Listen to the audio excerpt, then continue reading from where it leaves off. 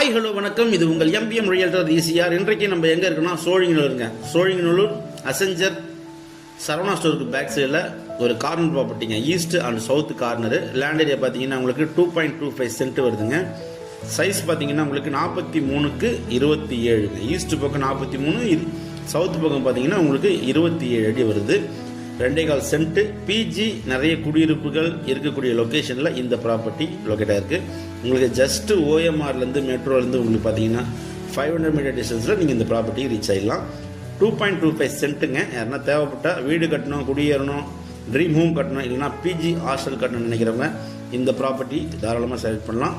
Price பார்த்தீங்கன்னா 45 lakhs per send code பண்ணுறாங்க. Slightly negotiable இருக்குது.